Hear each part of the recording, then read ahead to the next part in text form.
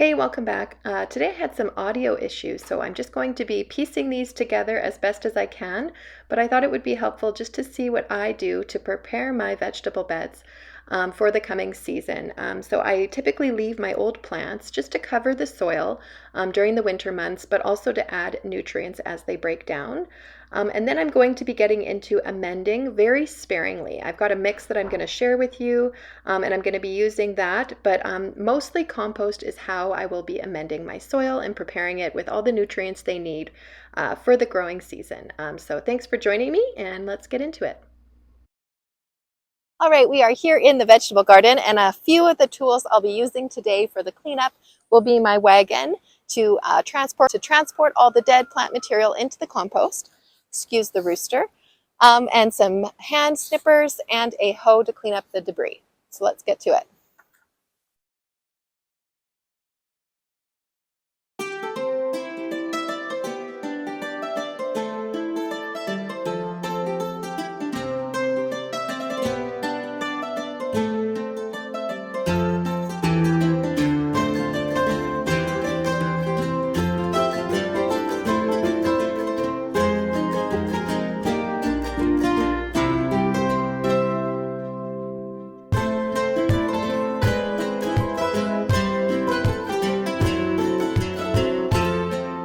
All right, cleanup is done. I have removed all the old debris, and now I am ready to make my compost. I'm going to be leaving this bed here. This is my raspberry and strawberry bed, and I'm going to tackle that another day.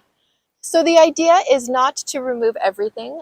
Some of this will still decompose and add nutrients to the soil. It's just sort of the larger things that will get in the way of your seeds or seedlings from their growth.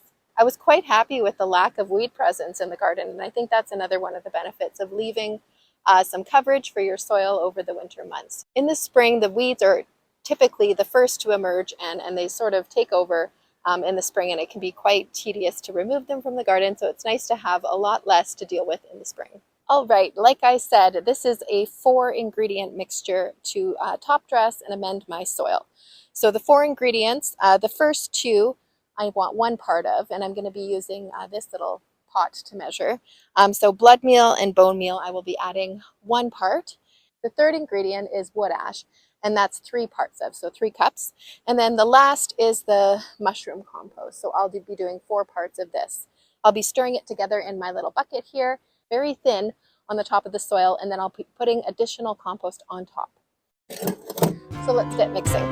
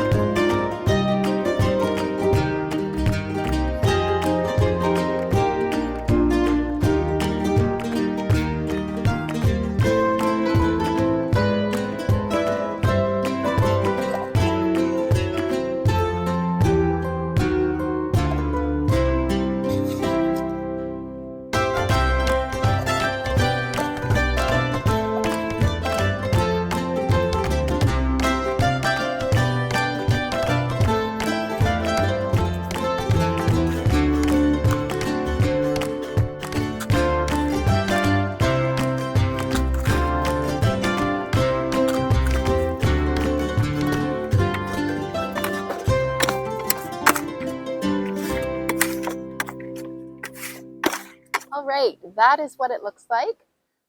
Very rich and nice amendment to add to the soil. So I'm going to do a few more batches just to get a decent amount and then start spreading it on the soil.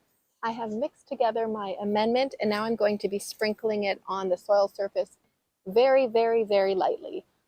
Like I said, the compost that I'm adding after this amendment will also add nutrients to the soil. So I'm going to be using this very sparingly.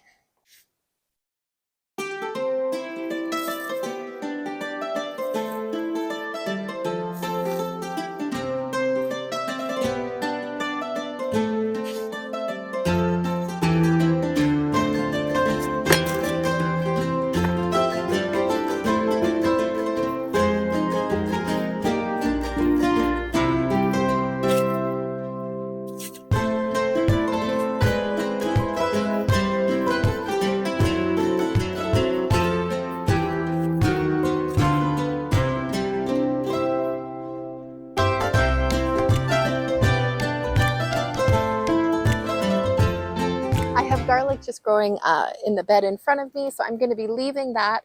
I have left some leaf mold on there, which will add some nutrients to the soil, but for the most part, I'm just going to leave the garlic to do its thing and just sort of amend around it.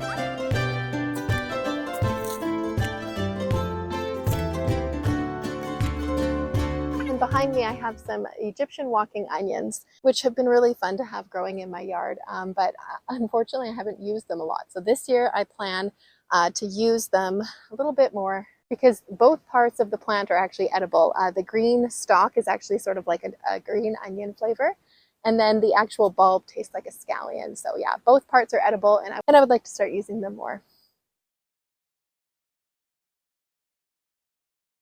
All right, now this is where the hard work comes in, spreading the compost on top. The nice thing is you cannot mess this up. You cannot add too much organic compost to your soil. It will not kill your plants, it will not burn your plants, and it will add so much to your soil structure, the nutrients, food for the microorganisms, and all of those wonderful things. So yeah, it's a lot of work, but the reward is great. So I'm going to be spreading about an inch evenly around all of my garden beds. Let's get to it.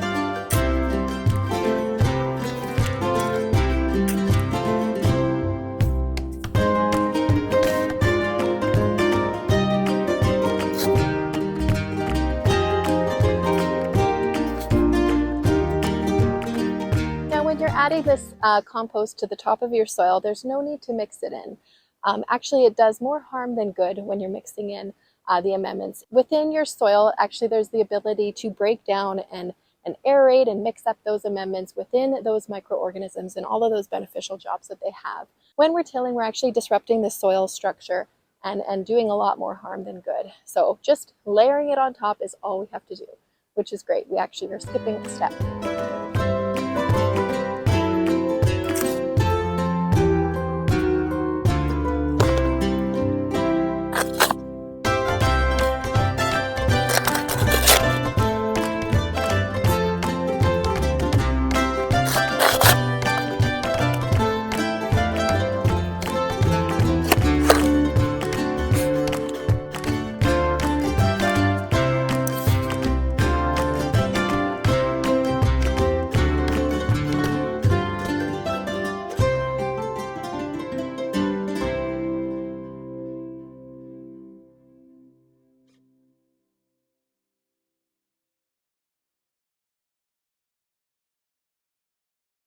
Okay, I have done the work and now I will show you how it looks.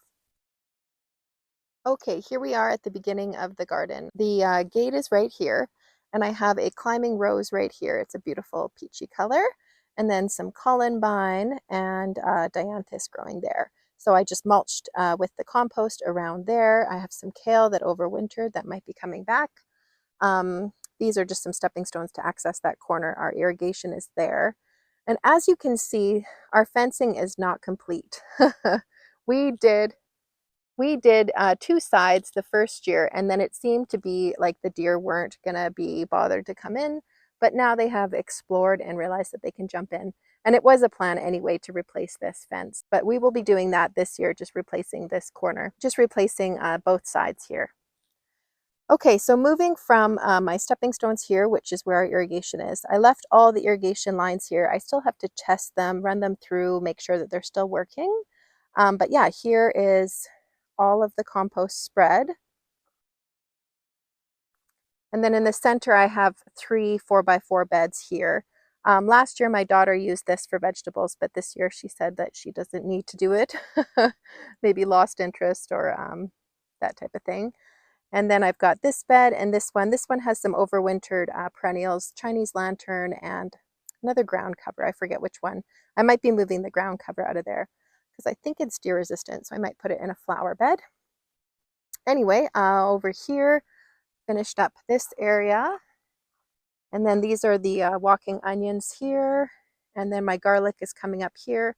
I added the leaves to mulch it last fall. And quite a few of them are popping up, which I'm very excited about. Never grown garlic before, so it's exciting. Okay, these are some sticks that I used to grow some beans off of. And then there's this bed. This one I had blueberries growing in. This blueberry bush seems to be alive. We'll see.